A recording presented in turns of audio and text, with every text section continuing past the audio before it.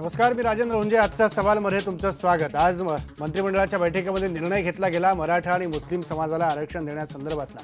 ज्या पद्धतीने आरक्षण दिलं गेलं आहे, राज्यात सध्या जी आरक्षणाची टक्केवारी आहे ती 52% आहे आणि आत्ता मराठा आणि मुस्लिम समाजाचं दिलं गेलेलं वाढीव आरक्षण हे 73% जाऊन पोहोचत आहे. त्यामुळे कायद्याला अनुसरून याला आधार मिळेल का आणि कायद्यानुसार याचा पुढे कायदा करायला गेला, कायद्याचे आधार घेऊन करायला गेलं तर खरंच न्यायालयामध्ये जर याच्या विरोधात कोणी याचिका दाखल केली तर हे आरक्षण टिकेल का, हा सगळ्यात महत्त्वाचा मुद्दा आहे. याच मुद्द्यावर आपला आजचा सवाल आहे. ऐन निवडणुकीच्या तोंडावर सरकारनं दिलेलं मराठा मुस्लिम आरक्षण हे न्यायालयात टिकेल का, या मुद्द्याला धरून बोलण्याकरता आपल्यासोबत आहेत स्टुडिओमध्ये काँग्रेसचे खासदार हुसेन दलवाई, पत्रकार रविकिरण देशमुख देखील आपल्यासोबत आहेत आणि अशोक सोनवणे आहेत, प्रवक्ते 12 बलुतेदार महासंघाचे महाराष्ट्र राज्याचे.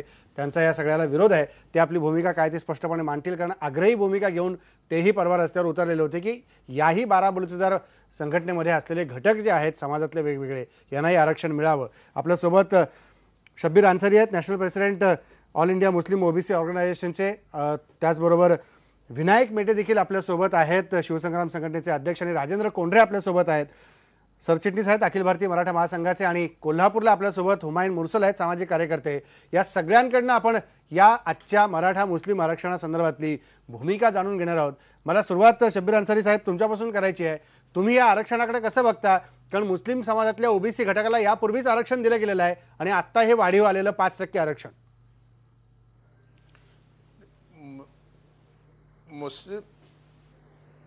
मुस्लिम समाजाला जे ओबीसी मध्ये आम्ही 38 वर्षापासून ओबीसी मध्ये मुस्लिमांना ओबीसीचा फायदा मिळावा यासाठी ऑल इंडिया मुस्लिम ओबीसी संघटना प्रयत्न करीत आहे आणि मुस्लिम समाजाला ओबीसीचा फार मोठा फायदा मिळू लागलेला आहे महाराष्ट्रामध्ये.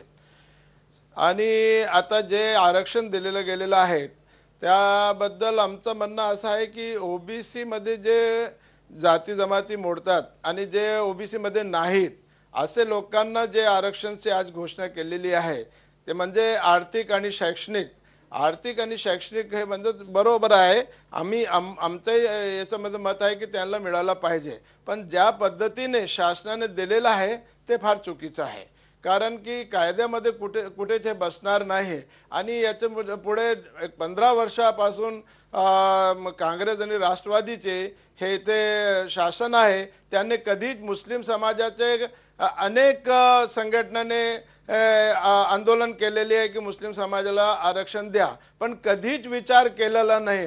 आता आम्हाला आश्चर्य वाटतं की आता इलेक्शन आलेले आहे आणि त्यावेळेस त्यांनी मुस्लिम समाजाला दिलं. कोणत्या आधाराने, याला बेस काय आहे हे आम्हाला समजत नाही. कारण की कोणताही आरक्षण द्यायला पाहिजे त्याच्यासाठी आयोग नेमावा लागतं आणि घटनेमध्ये त्याची तरतूद केली पाहिजे. आतापर्यंत जे मिळत आहे आम्हाला ते सामाजिक आणि शैक्षणिक म्हणून मिळत आहे. आणि हे जे दिलेलं आहे त्यांचं म्हणणं आहे आर्थिक आणि शैक्षणिक, असा घटनेमध्ये कुठेही तरतूद नाही.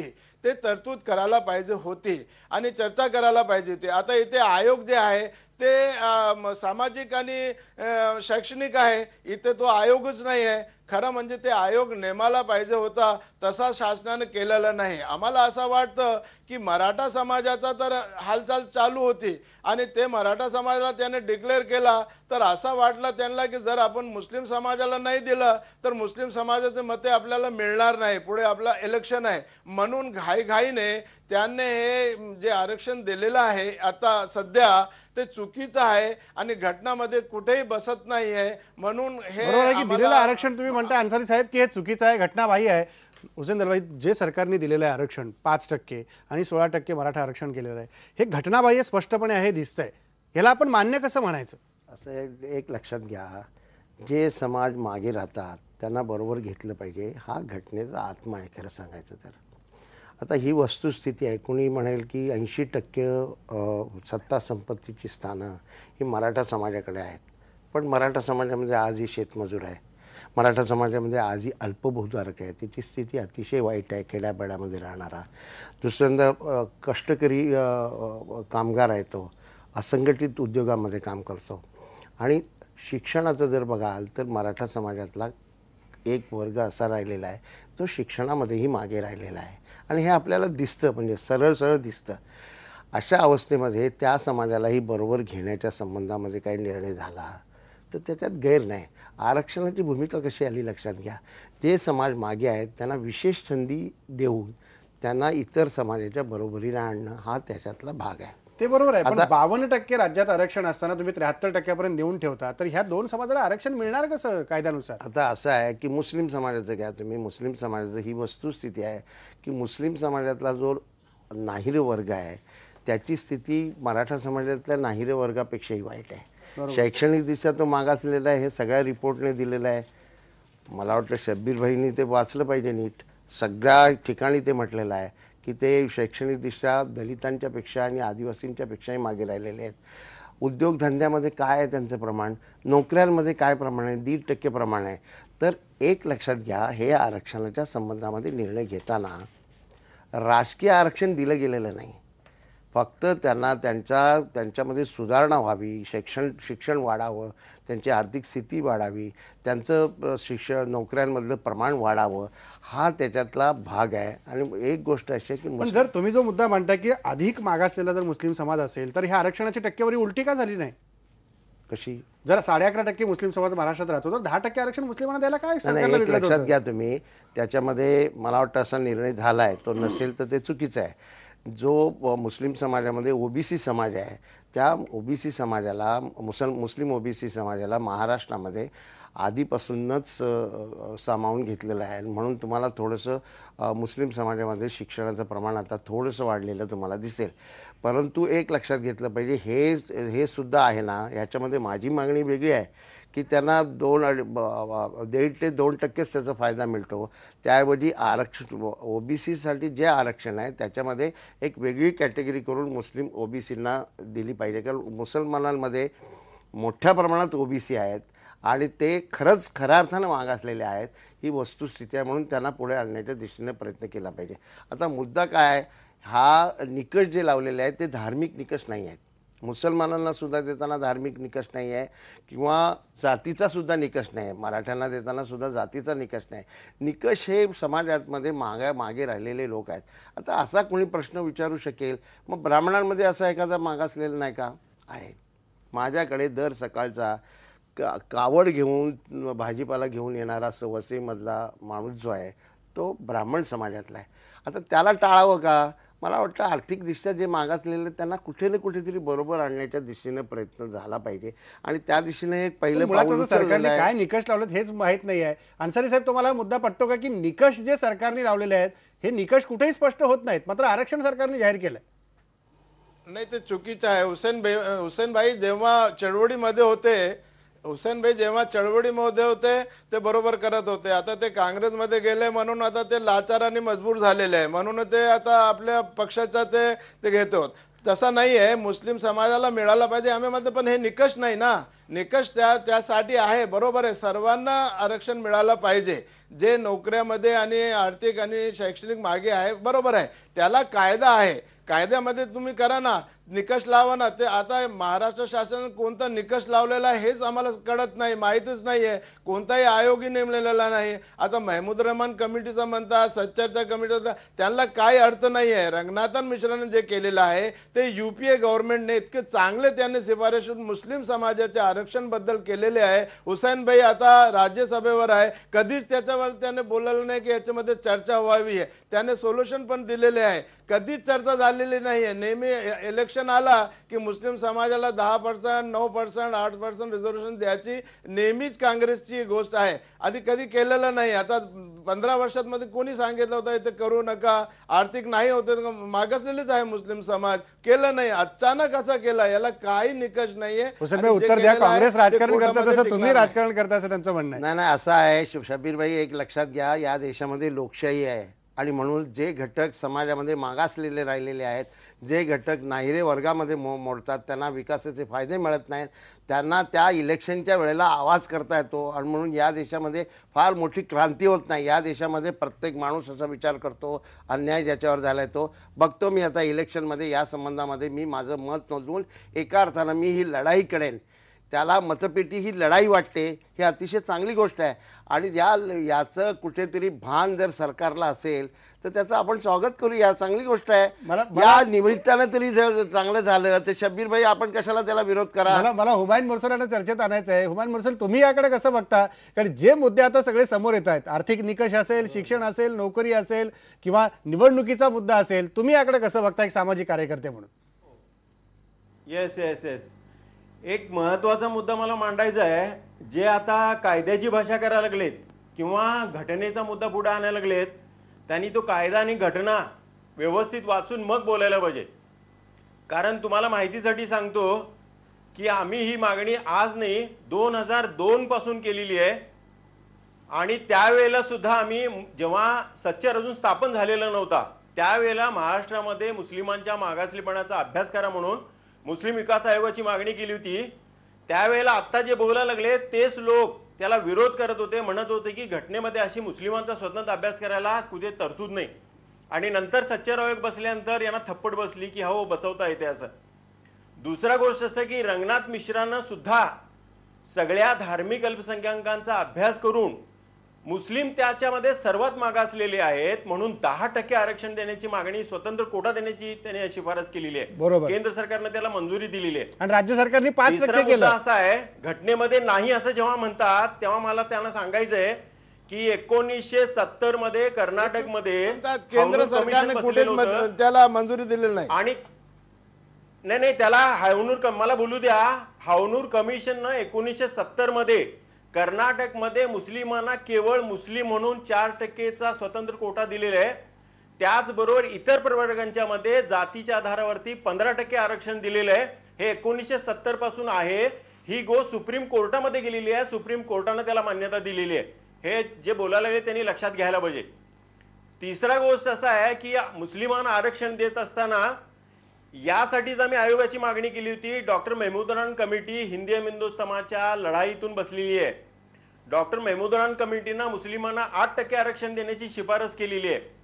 आणि ही शिफारस करत असताना हे महत्वाचा मुद्दा आहे की शब्बीर भाई येतो तुमच्याकडे. महाराष्ट्रामध्ये 1,30,00,000 मुसलमान आहेत परंतु ओबीसी केवळ 11 लाख लाभ घेतात. 11 लाख म्हणजे 90% मुसलमान पात्र असून सुद्धा, गरीब असून सुद्धा, वंचित असून सुद्धा ओबीसीचे फायदे घेऊ शकत नाहीत अशी परिस्थिती आहे. शब्बीर भाई तुम्हाला काहीतरी त्यामुळे म्हणायचं होतं. गरीब मुसलमान आहेत. हुमायून साहेब येतो मी तुमच्याकडे. शब्बीर भाई तुमच्या मुद्द्यावर काहीतरी म्हणायचं आहे, परत येतो मी तुमच्याकडे. मला मला मला नाही, मला पण मला पूर्ण करू द्या मला ना. असं- मला पूर्ण येतो करू येतो द्या, मग मुर्सल त्यांना बोलू मुर्सल द्या. साहेब तुमच्याकडे येतो. मुद्दा पूर्ण करूयात तुम्हाला, पण त्याच्यावर तुम्हाला शब्बीर अन्सारींना बोलायचं आहे काहीतरी. कारण माझा मुद्दा पूर्ण झालेला नाही. मला आणखीन काही गोष्टी महत्वाच्या मांडायच्या आहेत. आपल्याला चर्चा सुरू ठेवायची आहे. महाराष्ट्रामध्ये- ब्रेकची वेळ झाली. चर्चा सुरूच ठेवायची आहे, नाही, पण त्या मुद्द्यावरती महाराष्ट्रामध्ये आक्षेप आहेत काही. मुस्लिमांची अवस्था काय मी सांगतो फक्त की या ह्या सच्चर कमिटीनं सांगितलं मुस्लिमांचं 55% प्रमाण दारिद्र्य खाली आहे. आणि आता 2009 मध्ये जे डॉक्टर मेहमूदरान कमिटी बसली त्यांनी सांगितलं की हे प्रमाण वाढून 60% झालेलं आहे. 3.5% केवळ मुस्लिम इथं नोकऱ्यांच्या मध्ये आहेत. आणि शिक्षणामध्ये भारताच्या पातळीवरती सुद्धा आणि महाराष्ट्रामध्ये सुद्धा मागासलेले बौद्धांच्या बरोबर हे मुस्लिम आहेत हे लक्षात घ्यायला पाहिजे. त्यामुळं आता गरीब मुस्लिमांना खरा याचा फायदा मिळायची संधी निर्माण झालेली आहे. राजकारण तर होत राहणार आहे, सगळेच राजकारण करणार आहेत. त्यामुळे राजकारणाची स्वतंत्र चर्चा करायला पाहिजे असं मला वाटतं. नाही, बरोबर, राजकारणाची चर्चा स्वतंत्रच करू. शब्बीर भाई तुम्हाला काहीतरी म्हणायचं आहे. हा मला हे म्हणायचं महमूद रहमान कमिटीचं जे म्हणतात ना, तर हे म्हणतात की आम्ही केलेले आहे. महमूद रहमान कमिटीला ऑफिस नव्हता, महाराष्ट्राला चेष्टा केली ती शासनाने, त्यांना स्टाफ नव्हता. महमूद रहमान कमिटी कुठे महाराष्ट्रामध्ये फिरली, काय त्याने केलेलं आहे या लोकांना काहीच माहित नाही. त्याला ऑफिस नव्हता, कुठे ऑफिस होता यांना विचारा. आणि महमूद रहमान कमिटीचं गोष्ट करतात की आम्ही केलं म्हणून महमूद रहमान कमिटी झालेली आहे. आकडे इकडून तिकडून गेलेले. महमूद रहमान कमिटीने 2008 ते 2014 कशाला लावले यांनी? हा हे सर्व यांना काय केंद्र सरकारनं नेमलेल्या म्हणतात- रंगनाथ मिश्रा कमिशननं नाही काय जे नाही कमिशन आहे, यांचा त्यानं अभ्यास मुस्लिमांना नाही आहे. 10% त्याच्यामध्ये चा महमूद रहमान स्वतंत्र कमिटीचा कोटा फक्त द्यायची शिफारस सांगतात ते. महमूद रहमान कमिटी कुठे होती, नाही, रंगनाथ ऑफिस मिश्राचं कुठे होतं सांगायला त्याचा? रंगनाथ ते मिश्रानं काय 10% काम केलेलं? आरक्षण द्यायला शासनाने मुस्लिम सांगितलेलं आहे. समाजाची आणि चेष्टा केंद्र केलेली आहे. सरकारनं नेमलेला तो आयोग आहे. नाही त्यामुळं रंगनाथन ही मिश्राबद्दल रंगनाथ मिश्राने आम्ही केलेली आहे, त्याला दिल्लीमध्ये फक्त नेहमीच support आम्ही केलेलं आहे. आंदोलन करतो. रंगनाथन मिश्रा आजपर्यंत डॉक्टर युपीए गव्हर्नमेंटने कमिटीला त्याला फक्त त्याला support हाऊस केलेलं मध्ये आहे. घेतलेलं रंगनाथ नाही, मिश्राने चर्चेला खरी शिफारस घेतलेलं केलेली नाही. आहे. हे काय म्हणतात? यांना काहीच माहित नाहीये. मुद्दे आता वादाचेच आहेत, आणि कारण घटनेचं किती काही टक्के आरक्षण आधार द्यायचं. नसता. हुमायून मिरसर, मी येतो तुमच्याकडे, ब्रेकची वेळ झाली आहे. कारण आरक्षणाचा मुद्दा जो सगळा आहे, किती टक्के द्यायचं? 10% आरक्षण रंगनाथ मिश्रांनी सुचवलं, 5% आता सरकारने आरक्षण देऊ केलेलं आहे. त्यामुळे निकष नेमका काय लावताय आरक्षणाच्या बाबतीमध्ये? आणि जे आरक्षण दिलं गेलं ते उद्या जर कोर्टात कुणी याला आव्हान दिलं तर या आव्हानाला उद्या सरकारनं तोंड देण्याची काय तयारी केली? हा सगळ्यात महत्त्वाचा मुद्दा आहे. मराठा आरक्षणाच्या बद्दल देखील बोलायचं. ब्रेक घेऊया, पण ब्रेक पूर्वी आपला प्रश्न बघा. ऐन निवडणुकीच्या तोंडावर सरकारनं दिलेलं मराठा मुस्लिम आरक्षण हे न्यायालयात टिकेल का? बघा लोकांना काय वाटतंय. लोक अजूनही संभ्रमावस्थेत आहेत. 51% लोक होय म्हणतायत आणि 49% लोक नाही म्हणतायत. त्यामुळे ही संभ्रमावस्था या राजकारण्यांना दूर करावी लागणार. ब्रेक घेऊ, ब्रेक नंतर परत येऊ.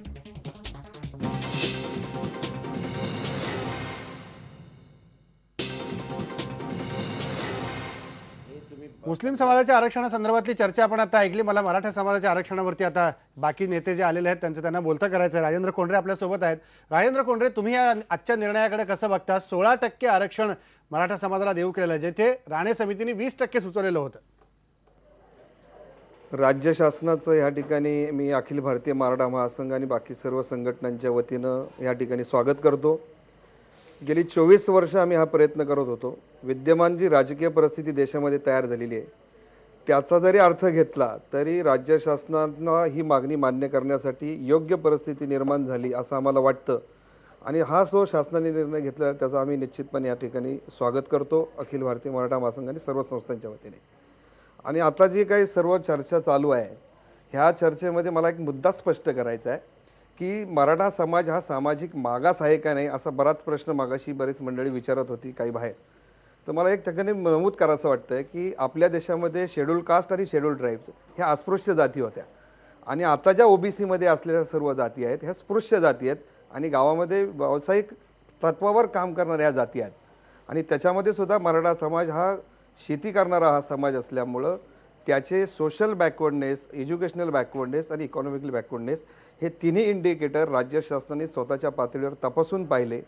आणि आज जो राज्य शासनाने जो निर्णय घेतलेला आहे त्याच्यामध्ये न्यायमूर्ती बापट कमिशनचा जो 22वा अहवाल राज्य सरकारकडे आला त्याच्यामध्ये काही सदस्यांनी अनुकूल मत मराठा समाजाच्या बाजूने दिलेलं होतं आणि त्या अनुकूल मताला पूर्णपणे शासनाने सहमत होऊन त्याच्यातली जी विरोधी मतं होती त्या विरोधी मताचा अभ्यास करण्यासाठी राणे समितीच्या मार्फत क्वांटिफिकेशन केलं आणि मराठा समाजाबरोबर अनेक समाजाचं सर्वेक्षण करून त्याच्यातलं सामाजिक, शैक्षणिक आणि आर्थिक विश्लेषण केलं आणि ते सर्व इंडिकेटर एकत्र करून एक पूर्णपणे अभ्यास करून राज्य शासनाने हा निर्णय घेतलेला आहे. या निर्णयाचं तुम्ही एकीकडे स्वागत करता राजेंद्र कोंढरे. मला विनायक मेटेंना विचारायचं आहे की विनायक मेटे, हाच मुद्दा धरून तुम्ही सरकारला रामराम केला आणि निवडणुकीच्या लोकसभेच्या तोंडावरती तुम्ही मुंडे साहेबांचा हात धरला. आता तुम्ही या निर्णयाकडे कसं बघता? सरकारने ही राजकीय खेळी केली नाही निवडणुकीच्या तोंडावर? सरकारला हे उशिरा सुचलेलं शहाणपण आहे. गेले अनेक वर्षापासून आम्ही मराठा समाजाला आरक्षण मिळावं याकरता संघर्ष केला. सुरुवातीपासून आमची मागणी हीच होती की या राज्यातला जसा ओबीसी घटकामधला अनेक घटक हे मागास आहेत तशाच पद्धतीनं मराठा समाज सुद्धा मागास आहे आणि हे राज्य सरकारनं सुद्धा आता मान्य केलेलं आहे. असं असताना सुद्धा या सरकारनं हा निर्णय घेत असताना सुद्धा आता परत एक अन्याय केलेला आहे की ओबीसी मध्ये आम्हाला आरक्षण दिलेलं नाही.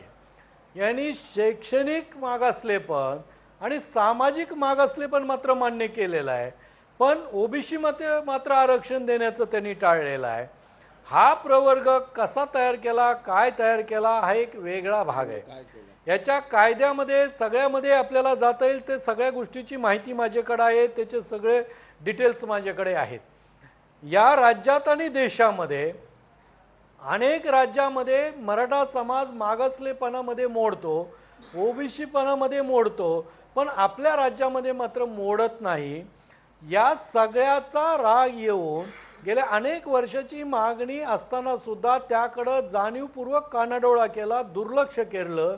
म्हणून आम्ही लोकसभा निवडणुकीच्या अगोदर शिवसंग्राम संघटनेनं आघाडी सरकार सोडून आम्ही महायुतीच्या बरोबर जाण्याचा निर्णय घेतला आणि त्याबरोबर मराठा समाजाने सुद्धा तो राग व्यक्त केला आणि या लोकसभेतलं चित्र आपल्याला पाहायला मिळेल की त्याचा पराभव या आघाडीला कसा सहन करावा लागला. कोंढरे, तुम्हाला हा आता मुद्दा जो काय पटत निर्णय नाही? घेतलेला आहे, नाही, माझी मेटे साहेबांना एक विनंती आहे की आपल्या राज्यामध्ये आनंदाने घेतलेला आहे असं नाही नाही. मेटे साहेब माझं ऐका तर दोन मिनिट. यांनी नाईलाजास्तव हा निर्णय घेतलेला आहे. विधानसभेला मेटे साहेब, तुम्ही जो मुद्दा मांडताय, परत तुम्ही जो मुद्दा मांडताय तो राजेंद्र कोंढरेंना काही पटत नाही. ते काय म्हणतात बघा. माझा मुद्दा एक स्पष्ट आहे. मेटे साहेबांनी थोडा अभ्यास करावा अशी त्यांना विनंती आहे. आपल्या राज्यामध्ये SC STच्या व्यतिरिक्त ज्या कॅटेगरी आहेत, व्हिजेंटी असेल, SBC असेल आणि OBC असेल, हे घटनेच्या 15(4) आणि 16(4)च्या कलमा अन्वये मिळालेल्या आरक्षणाच्या जातीचे प्रवर्ग आहेत. त्याचप्रमाणे राज्य शासनाने आता जो प्रवर्ग केलेला आहे तो घटनेच्या 15(4) आणि 16(4) सामाजिक आणि शैक्षणिक मागासलेपणाचे निकष गृहीत धरून हा निर्णय घेतलेला आहे. त्यामुळे त्या प्रवर्गाला नाव काय दिलं हा भाग वेगळा आहे. भाग फक्त वेगळा आहे की जे अतिरिक्त आरक्षण 50% लिमिट राज्यांनी जी क्रॉस केलेली आहे त्याच्यावर तुम्ही या ठिकाणी चर्चा करा. मी आपल्याला एक सांगू इच्छितो, राजेंद्र कोंढरे जे काही विद्वांची भाषा करतायत ती सगळी मला माहिती आहे. 15(4) हे आरक्षण 15 माहिती नाही, आहे. OBC एवढंच नाही, मेटे साहेब, OBC मधलं आरक्षण हे 15(4) 16(4) खालीच आहे. तुम्ही अभ्यास करा. 15(4) आणि तुम्हाला जे 16(4) माहिती त्याच्यापेक्षाही मला जास्त माहिती आहे, हे लक्षात ठेवा. मराठा समाजाचे नेते आहात. माझी तुम्हाला विनंती, माझं फक्त 1 मिनिट ऐका तुम्ही. हे जे आरक्षण आहे ते 15(4) 16(4) खालीच दिलंय आणि OBCचं आरक्षण 15(4) 16(4) खालीच आहे. तुम्ही मराठा समाजामध्ये राजकीय सोयीसाठी संभ्रम तयार करू नका. तुमच्या राजकीय सोयीसाठी माझं ऐका, तुम्ही राजकीय सोयीसाठी संभ्रम नका करू. मराठा समाजाची दिशाभूल करू नका. जी आहे ती स्पष्ट भूमिका मांडा तुम्ही. वागवा, त्याच्याबद्दल आम्हाला काही म्हणणं नाहीये. आम्ही फक्त समाजामध्ये क्लॅरिटी या ठिकाणी 15(4) असेल 16(4) असेल हे तर निश्चितपणे आहे, त्या निकषावरच दिलेलं आहे. परंतु हे कशाला करता? दिशाभूल करू नका. मला काय म्हणायचं, शासन चुकलं असेल, शासनाचे आपण काम धरू, परंतु जी बाजू योग्य आहे ती तुम्ही मांडली पाहिजे. राजेंद्र, हे तुम्हाला कोणाची तळी उचलायची ती उचला. मला नाही तळी उचलायची, तुम्ही राजकीय तळी, मी सामाजिक. मला दोघांनाही ऐका विनायक मेटे, राजेंद्र कोंढरे ऐका, एक मिनिट ऐका. शासकीय दरबारात न्यायालयात जाऊन हा मुद्दा सोडवता येईल, पण एक मुद्दा दोघांनाही विचारायचा आहे मला. मेटे साहेब ऐका, हा मुद्दा विचारायचा मला की आरक्षण करत असताना न्यायालयाने जी मर्यादा घालून दिली आहे. मेटे साहेब ऐका जरा. मेटे साहेब 1 मिनिट ऐका. काहीच कारण नाहीये. नाही मेटे साहेब ऐका जरा. तळ्यामध्ये नाहीये. मेटे साहेब 1 मिनिट ऐका. जो आरक्षणाचा मुद्दा आहे, आरक्षणाच्या मुद्द्यासंदर्भात जर आपण विचार केला, 49.5% मर्यादा न्यायालयाने घालून दिली आहे. आता जे सरकारनं वाढीव आरक्षण दिलंय, OBCला बाजूला ठेवून OBC आरक्षणाला धक्का न लावता, हे आरक्षण खरंच तुमच्या दोघांची पदरात पडेल असं तुम्हाला वाटतं का, ज्या मुद्द्यावर तुम्ही भांडताय आता? निश्चितपणाने पदरात पडेल, त्याच्याबद्दल आम्हाला शंका वाटत नाहीये. परंतु मी एक आपल्याला सांगतो की सरकारला तो निर्णय घेण्याचा अधिकार आहे, परंतु ती घेण्याच्या अगोदर तो संपूर्ण समाजाचा क्वांटिटेटिव्ह डाटा एकत्र करणं, सर्वे करणं अत्यंत आवश्यक असतं. जे तामिळनाडू सरकारनं केलं ते 100% सर्वे केला. या सरकारने फक्त 10% केला, तरीही तो निर्णय घ्यायला अडचण नाही. सॅम्पल सर्वे म्हणून तो आपण गृहीत धरू शकतो. हा अधिकार शासनाचा आहे. परंतु 15(4) 16(4) मध्ये आरक्षण देत असताना, सामाजिक मागासलेपण गृहीत धरत असताना, शैक्षणिक मागासलेपण गृहीत धरत असताना, तुम्ही हे आरक्षण देत असताना तुम्ही उद्या UPSC मध्ये काय करणार आहात? तुमच्या मराठा समाजाची मुलं मुली तुम्ही कलेक्टर होऊन द्यायचे नाही का? तुमचे SP होऊ द्यायचे नाही का? राजकीय अधिकारी होऊ द्यायचे नाही का? उच्च अधिकारी होऊ द्यायचे नाही का? केंद्रामध्ये SC ST आणि OBC एवढंच आरक्षण आहे, बाकीचं कोणतंही आरक्षण नाही. मला आता याच्यात चर्चेत अशोक सोनवणे आणायचं. अशोक सोनवणे, ह्या सगळे मुद्दे तुम्हाला पटतायत का? कारण तुम्ही भूमिका जी मांडली आहे, तुमच्याही 12 बलुतेदार समाजाला याला आरक्षण मिळालं पाहिजे. मला मुळात असं वाटतं की मराठा समाजाचं अभिनंदन केलं पाहिजे आणि या सरकारचंही अभिनंदन केलं पाहिजे. स्वतःचीच पाठ बडवून घेणारं सरकार आणि मराठा समाज असं एकंदरीत चित्र आहे. आज या लोकांनी बाबासाहेब आंबेडकरांच्या संविधानाचा अवमान केल्यासारखं मला वाटतं. कारण या समूहामध्ये बाबासाहेबांनी संविधानामध्ये तरतूद केलेली आहे 49.5 हे आरक्षण यापुढे जाता कामा नये. आणि त्यानंतरच्या कालखंडामध्ये यांनी जे आरक्षण वाढवलं, आता 16% आणि 5% मुस्लिम समाजाला, जे 5% आणि 16% मराठा समाजाला हे आरक्षण दिलं, याबद्दल आम्ही मराठा समाजाच्या तसं त्यांनी विरोधात कुठंच म्हणलेलं नाही, ती सुप्रीम कोर्टाची गाईडलाईन आहे. आमचं म्हणणं ऐकून घ्या. पहिल्यांदा आजपर्यंत आपण याच संघर्षाच्या भूमिका, मराठा समाजाला आरक्षण मिळालं पाहिजे, पण आतापर्यंतच्या इतिहासामध्ये पंचायत समिती, जिल्हा परिषद आणि ग्रामपंचायत याच्यामध्ये कुणब्याचे दाखले करून 99% लोक कुणबी ओबीसी झालेलेच आहेत. म्हणजे हा फक्त दिखावा का? 272 जातींना या सरकारने वेठीस धरण्याचा प्रकार केलेला आहे. म्हणजे सरकारने नेमकी भूमिका काय केली हे आमच्या लक्षात यायला तयार नाही. नेमकं सरकार आमची पाठ थोपटतंय की मराठ्यांची पाठ थोपटतं हे लक्षात यायला तयार नाही. इथल्या 12 बलुतेदार आणि 272 मायक्रोस्कोपिक जातीवरती अन्याय होऊ नये हीच आमची अपेक्षा आहे. मेटे साहेब, काय खरी गोष्ट आहे? कुणबी समाजाचं सर्टिफिकेट घेऊन लोक निवडणूक लढवतात की नाही? अहो, सोनवणेंचं काय दुःख नाही आम्हाला काही कळायला मार्ग नाही. मीच काय, कोणत्या अगदी राजेंद्रच्या संघटनेने सुद्धा किंवा कोणत्याही संघटनेनं असं कधीही म्हटलेलं नाहीये की आम्हाला आरक्षण देत असताना आता असणाऱ्या SC, ST, VJNT, OBC या कोणत्याही प्रवर्गाच्या आरक्षणाला धक्का लागता कामा नये, त्यांच्यातलं कमी करता कामा नये, हे आम्ही भूमिका घेतली. तरी हे का दुखणं मांडतायत मला काही कळत नाही. मग काय मराठा तुमचं दुखणं समाजाला काय फक्त एकदा सांगा विरोध त्यांना. करायचंय का? मेटे साहेब, मुळामध्ये प्रश्न सांगा. मेटे साहेब, बोला. 15/4 आणि 16/4चा आधार घेऊन हे आरक्षण दिलेलं आहे. आता यापूर्वी बरोबर. कुणबी मराठा असे दाखले घेऊन आपले लोक निवडून आलेले आहेत. त्या ज्या ठिकाणी ओरिजिनल ओबीसी जो माणूस घटनेमध्ये आणि पूर्वीपासून पिचत आलेला माणूस आहे, त्याच्या आरक्षणावरती गदा आलेली आहे. अनेक मतदारसंघ, पुणे जिल्हा परिषद, पुणे महानगरपालिका, अहमदनगर शहर महानगरपालिका याच्यामध्ये जे कुणबी म्हणून निवडून. साहेब, माझं ऐकून घ्या, मला मुद्दा मांडू द्या. सोनवणेजी, माझं 1 मिनिट ऐका. याच्याबद्दल आमचं स्पष्टपणे मत आहे. हे ऐका की असे जे कुणबी सर्टिफिकेट घेऊन जे निवडणुका लढवत आहेत ही सगळी राजकीय मंडळी आहेत. आम्ही राजकीय आरक्षण मागत नाहीत. आम्हाला राजकीय आरक्षण नको आहे. आम्हाला आरक्षण शिक्षणामध्ये पाहिजे, नोकरीमध्ये पाहिजे, उद्योगामध्ये, व्यवसायामध्ये आम्हाला सवलती पाहिजे. या सगळ्या याच्यामध्ये पाहिजेत, राजकारणामध्ये नको आहे. उलट राजकारण ज्यांना मराठा समाजातल्या करायचं आहे ते कोणत्या नाही कोणत्या पद्धतीने सर्टिफिकेट मिळवतात आणि फायदे घेतात. पण याच्यामध्ये जो मरतोय माणूस, जो त्याला झळ बसतीये, तो गरीब मराठा समाज त्याला झळ बसतीये, त्याला न्याय देण्याची भूमिका आम्ही घेतोय. म्हणून ओबीसी मध्ये मागणी करत असताना जर आमची ओबीसी मध्ये आम्हाला दाखल केलं तर त्याला क्रिमिलेअर लागणार. म्हणजे फक्त गरीब मराठा समाज येणार, श्रीमंत मराठा त्याच्यामध्ये येऊ शकत नाही. म्हणजे राजकारणातला मराठा आपोआप बाजूला पडेल. हीच भूमिका आमची. मेटे साहेब, सरकारने आज 2 सावत्र भाऊ निर्माण केले असं तुम्हाला वाटत नाही का? अगदी खरी यांचं म्हणणं. मेटे साहेब, आपल्या समाजामध्ये इथं भांडण निर्माण केली. कोंढरेंना हसू येत आहे, काहीतरी खरं दिसतंय ते. मला बोलायचंय. बोला. सावत्र भाऊ असायचा प्रश्न काय आहे? गेली 67 वर्ष ग्रामपंचायतीपासून मुख्यमंत्र्यापर्यंत आपली सत्ता, आणि त्याच लोकांना आरक्षण मागण्याची वेळ येते, ही फार मोठी शोकांतिका आहे. सोनवणे साहेब, बोला. कोंढरे साहेब बोला. मी बोलतो 2 मिनिटं. बोला. कोंढरे साहेब बोला. हे बघा, सोनवणे साहेब, मी बीड जिल्ह्यामधून येतोय, जे प्रतिनिधित्व करतोय त्याचं उदाहरण जर तुम्हाला द्यायचं म्हणलं तर 6.5 लाख ऊस तोड मजूर आमच्या एका बीड जिल्ह्यातले, त्याच्यातले 3.5 लाख मजूर हे मराठा समाजाचे आहेत. ज्यांनी आत्महत्या शेतकऱ्यांनी केल्या त्यातले 60-70% सगळे आमचे शेतकरी मराठा समाजाचे आहेत. आमच्या शिक्षणाचं प्रमाण 11-12% आहे. उच्च शिक्षणामध्ये 7-8%. IAS IPS राजेंद्र कोंढरे, तुम्हाला काहीतरी मुद्दा मांडायचा, तुम्ही मांडा तुमचा मुद्दा. ते थांबायला तयार नाही. तुम्ही मांडा, मुद्दा मांडा, ते ऐकतील. उत्तर द्यायचंय मला. मांडा.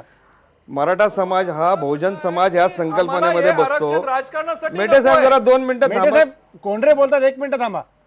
हे बघा, मराठा समाज आणि बहुजन समाज ही जी महाराष्ट्रामध्ये मिथक आहे, ह्याच्यामध्ये 12 बलुतेदाराबरोबर मराठा समाजाचे अतिशय चांगले संबंध आहे. आणि मराठा समाजातल्या अनेक जाणकार लोकांनी संबंध महाराष्ट्राच्या विकासाच्या प्रक्रियेमध्ये ह्या लोकांना सामावून घेतलेलं आहे.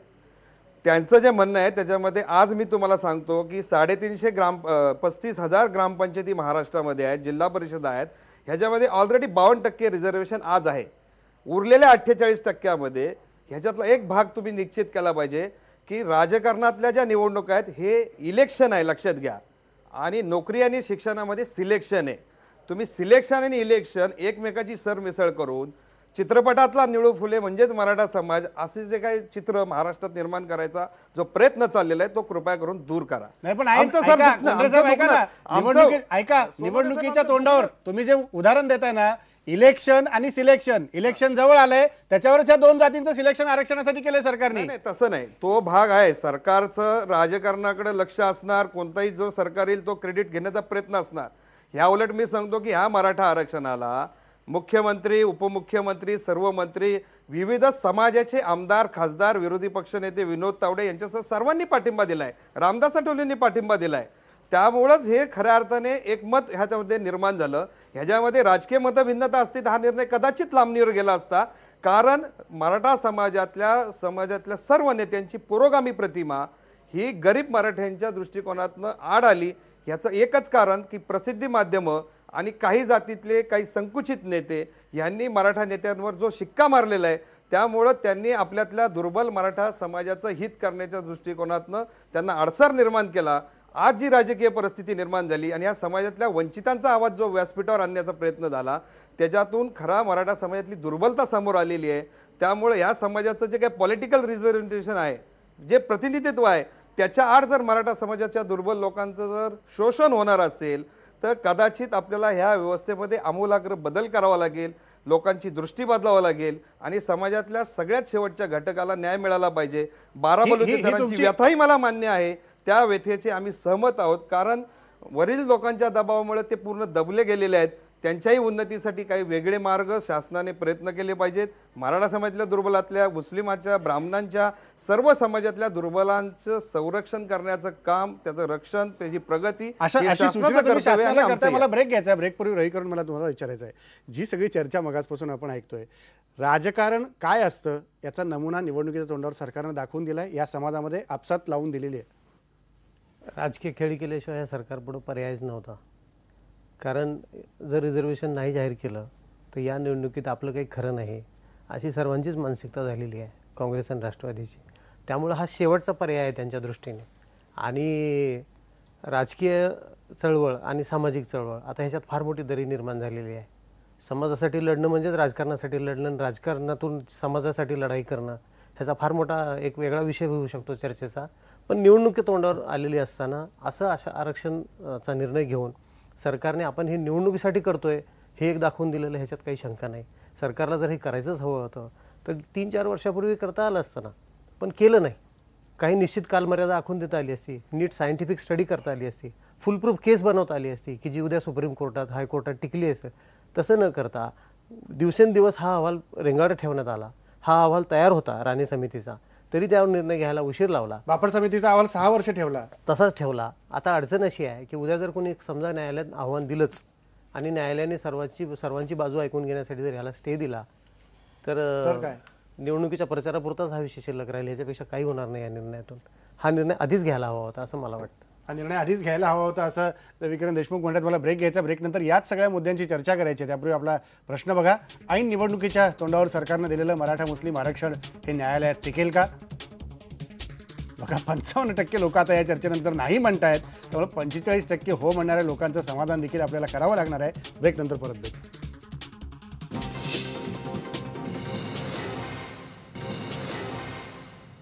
मराठा मुस्लिम आरक्षणाच्या संदर्भात सरकारने जो निर्णय घेतला त्याविषयी आपण बोलतोय. मला तळवळे साहेब तुम्हाला विचारायचं आहे, जी चर्चा आता आपण सगळी ऐकली, मुळात मुद्दा हाच शेवटी येतो की निकष काय, कुठल्या निकषावर आपण आरक्षण देतोय? मुस्लिम समाजाचे तुम्ही मगाशी काही मुद्दे मांडले की मुस्लिम समाज मागासलेला आहे, अमुक आहे. मराठा समाजाचे निकष काय? निकष हेच आहेत, सामाजिक, आर्थिक आणि शैक्षणिक. ह्या निकषाच्या अनुषंगानंच दिलं गेलेलं आहे. आणि मला असं वाटतं हे जे सगळे लोक बोलतात त्याच्याशी मी थोडं सहमत आहे की याचा जरा नीट अभ्यास व्हायला होता. किती टक्के मराठा समाजाला वेगवेगळ्या ठिकाणी त्यांच्या स्थानं आहेत, काय आहेत, आणि त्याच्यात मागास खऱ्या अर्थाने मागे राहिलेला किती टक्के लोक आहेत, आणि त्याला कसं वर आणलं पाहिजे या संबंधातलं अधिक सखोल त्याचा जो अभ्यास व्हायला होता तो दुर्दैवानं झाला नाही. पण निकष आहेत ही वस्तुस्थिती आहे की मराठा समाजामध्ये मी पाहतो, मी त्यांच्या लढ्यामध्ये होतो शेतमजुरांच्या, की ते मराठा आहेत म्हणून काय त्यांना फार मोठी प्रतिष्ठा त्या समाजात आहे असं समजू नका. मराठा समाजातला वरचा जो आहे तो लग्न करत असताना आपल्या मुलाला अमक्या एका घराण्यातच करतो.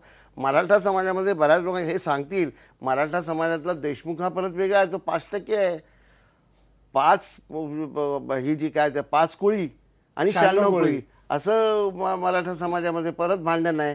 यशवंतराव चव्हाणांना कशाला शरद पवारांना सुद्धा मराठा समाजातला हा वरचा मराठा आहे 5%तला तो फार महत्त्व देत नाही, लक्षात घ्या तुम्ही. म्हणजे हे सगळं सामाजिकदृष्ट्या ह्याचे निकष लावताच येणार नाही असं नाही.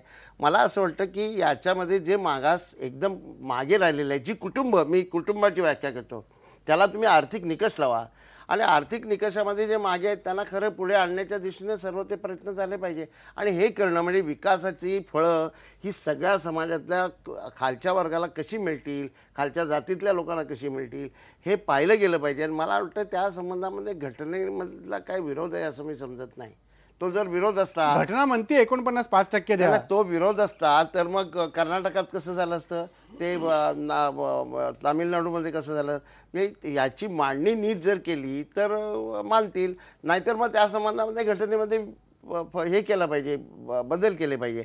पण याच्यात माझं असं परत म्हणणं आहे, म्हणजे ब्राह्मण समाजामध्ये सुद्धा चित्पावन, देशस्थ आणि हे काय ते कराडे सोडल्यास काही ब्राह्मण अशी घराणी आहेत की ती म्हणजे त्यांच्या जाती वेगळ्या, ज्या वसई विसेला राहणारे किंवा मैताचं काम करणारे जे ब्राह्मण आहेत त्यांना त्या मराठा समाजातल्या हे ज्या वरच्या त्यातल्या जाती आहेत, जातीतल्या जाती वरच्या, त्यांच्यामध्ये प्रतिष्ठा नाही आहे.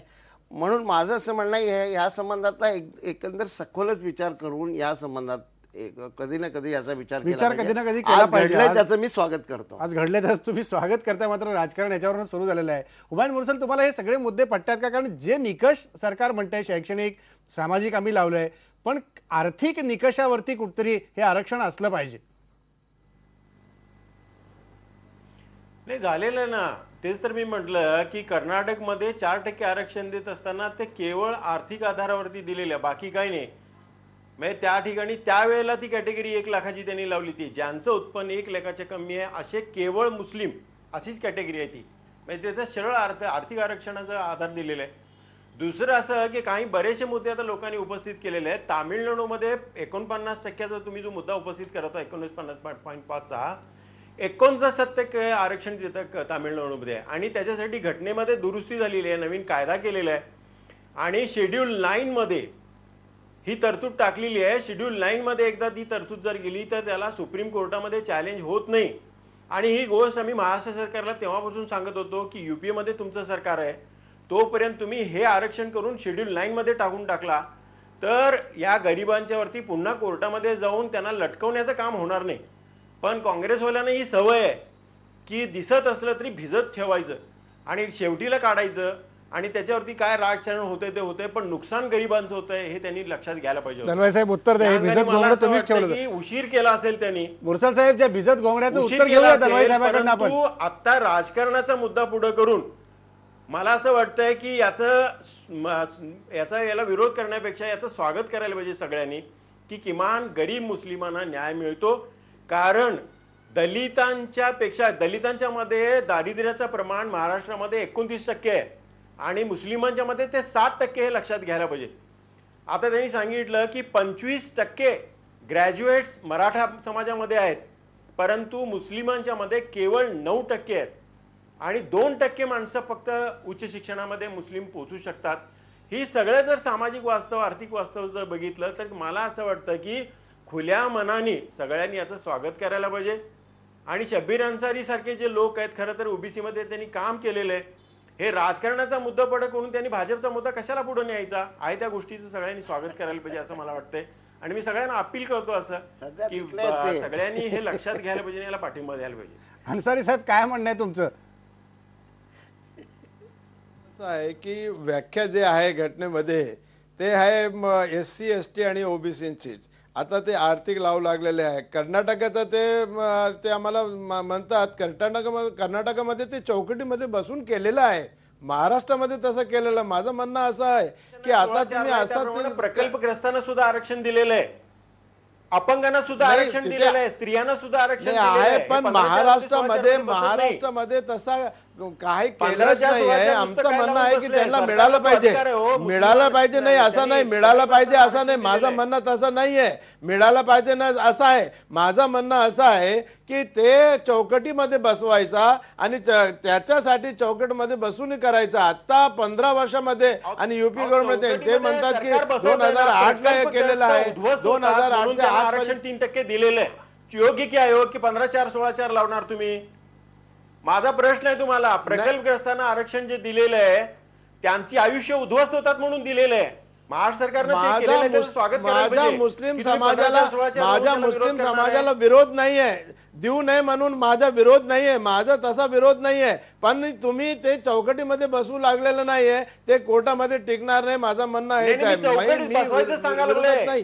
मी सांगायला लागले की 15/4 16/4च्या पलीकडे अनेक जणांना आरक्षण दिलेली आहेत आणि ती घटनेनं मान्य केलेली आहेत.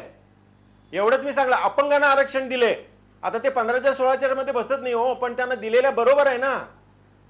आपण सामाजिक वास्तव लक्षात घ्यायला पाहिजे. जे वंचित आहेत, जे विकलांग आहेत, अशा लोकांना वर आणण्यासाठी हा आधार आहे.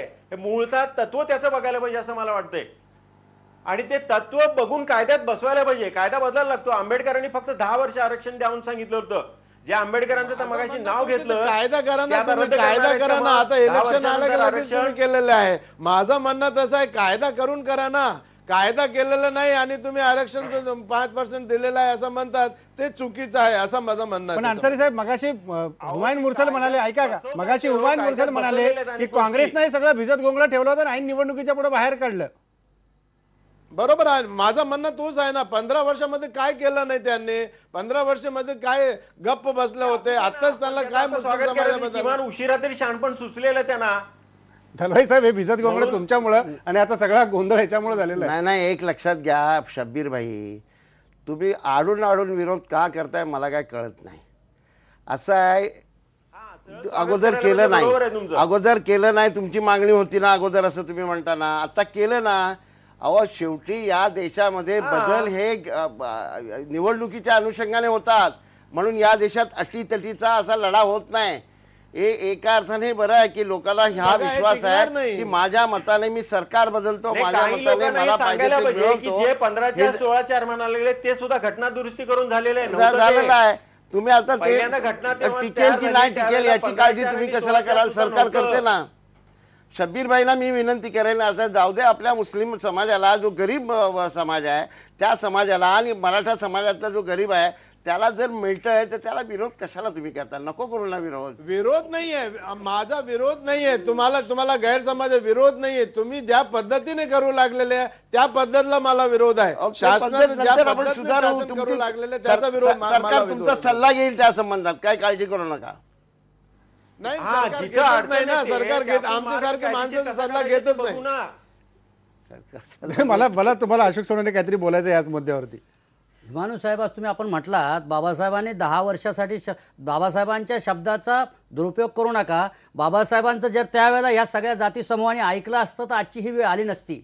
का कुंभार, सुतार, तेली, तांबोळी, माळी, साळी या 272 जातींना बाबासाहेबांनी न्याय देण्याचा प्रयत्न केला आणि तो घटनेने न्याय देण्याचा प्रयत्न केलेला आहे. आम्ही मराठा समाजाच्या आरक्षणाच्या बाबतीमध्ये जर आपण बोलतो आहोत तर त्याच्यामध्ये आत्ता मगाशी विनायक मेटेंनी एक मुद्दा मांडला की 6.5 लाख मराठा ऊसतोडीच्या कामगाराला जातो. अहो, माझा 2,70,00,000 समाज हा खितपत गौंड्याच्या हाताखाली शेतीवरती शेतमजुरी करतो. त्या समाजाचे प्रश्न माझ्यासमोर महत्त्वाचे आहेत आणि सरकारने ही भूमिका घेतली पाहिजे की आमच्या लोकांसाठी शैक्षणिक, आर्थिक आणि सामाजिक दृष्ट्या आमचा विकासाच्या दृष्टीने काय करणार आहेत. या सगळ्या आरक्षणाच्या मुद्द्यावरती बरोबर आहे. बलुतेदार समाजाच्या संदर्भामध्ये तुम्ही जे प्रश्न उपस्थित करतात मला 100% बरोबर आहे तसं वाटतं. हे बघा, महाराष्ट्रामध्ये SC आणि ST साठी जे आरक्षण आहे त्याचे अ, ब, क, ड 4 विभाग केलेले आहेत आणि प्रत्येकाला 1.5% 2% असा वेगळा कोटा दिलेला आहे. त्या पद्धतीनं बलुतेदारांच्यासाठी वेगळा कोटा तुम्ही मागणी केली तर आम्हाला तुमचं पाठिंबा असणार आहे. साहेब, मंडल आयोगाची निर्मिती झाली त्यावेळेला देखील कमंडलू यात्रेने आमचा घात केला. त्या आत्ताच्या याच्यामध्ये आम्हाला मंडल कमिशनने जर आरक्षण 27% जर 19%वर आलं त्यावेळेला देखील आमच्या लोकांचा घात झाला. आम्ही 67 वर्ष या देशाला नाही, बरोबर स्वातंत्र्य आहे, बरोबर मिळाल्यानंतर आहे. देखील आम्ही नाही, पिचलेलो बलुतेदारांचा आहोत. प्रश्न इथं कुंभार तीव्र आहे. केली, तांबोळी, त्यांच्या लढ्याला आमचा पाठिंबा आहे. आम्ही साळी माळी सगळे अजून खितपत पडलेलो आहोत. अगदी आमच्या बरोबर आहे. मुलांच्या शिक्षणाचा प्रश्न आहे. प्रश्न आमचे किती खरोखर IAS serious अधिकारी आहे. आहेत, आमचे किती IPS अधिकारी आहेत याचा विचार आम्हाला करावा लागतोय. आमची मुलं अगदी जर बरोबर पुढे आहे. गेली मान्य, तर आमची एक पिढी सुधारणार आहे. मला ब्रेक घ्यायचा आहे. ब्रेकपूर्वी दलवाई साहेब, या समाजाचं काय करायचं? यांचं जे म्हणणं आहे त्याच्याशी मी पूर्ण सहमत आहे. काय बिहारचं मॉडेल जे आहे ना त्याप्रमाणे केलं पाहिजे. नितीश कुमारने तिथे एक गोष्ट चांगली केली, आरक्षणात अंतर्गत आरक्षण त्यांनी केलं. म्हणजे काय होतं, एखादं आरक्षण जे आहे त्यातली विशिष्ट जात आहेत ते त्याचं सगळे फायदे घेतात आणि मग जे काही मागास राहतात त्यांना त्याचं काहीच मिळत नाही, सगळं लाटण्याचं काम इतर लोक करतात. मला असं वाटतं त्या समाजामध्ये काय नेमकी स्थिती आहे ही बघून आरक्षणात आरक्षणाची कल्पना ही आपण मान्य केली पाहिजे. ही जर केली नाही तर पुढे त्याचे काही वाईट परिणाम होतील. पण एका गोष्टीचा धोका मी तुम्हाला सांगतो, ज्या वेळेला इथे समाज परिवर्तनाचे लढे पुढे जातात आणि या तऱ्हेच्या मागण्या जेव्हा येतात त्या संबंधामध्ये मंडल आयोगाचा उल्लेख तुम्ही केला, त्या वेळेला कमंडूल बाहेर येते. लक्षात घ्या, समाजामध्ये तणाव निर्माण केला जातो कारण या अनुषंगानं समाज एकत्र येईल ही भीती वाटते आणि मग हिंदू मुसलमान प्रश्न निर्माण करायचा, दलितांच्यावर अत्याचार करायचे आणि महाराष्ट्रात हे चालू झालेलं आहे.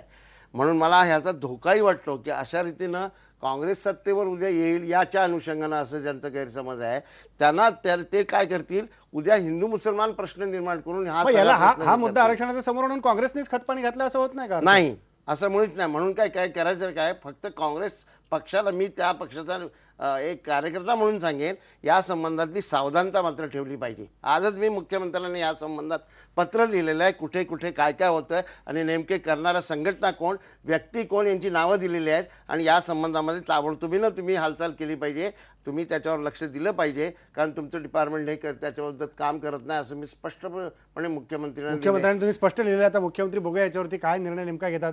ब्रेक घ्यायचा. मला ब्रेकनंतर सोनवणे साहेब तुमच्याकडे येतो. ब्रेकपूर्वी आपला प्रश्न बघा की ऐन निवडणुकीच्या तोंडावर सरकारनं दिलेलं मराठा मुस्लिम आरक्षण ते न्यायालयात टिकेल का? बघा लोक काय म्हणतायत. 61% लोक आता नाही म्हणतायत. त्यामुळं न्यायालयीन प्रक्रिया आणि घटनेचा आदर आपण खरंच करतो आहोत का, हा खरा मुद्दा आहे. ब्रेक घेऊया, ब्रेकनंतर भेटू.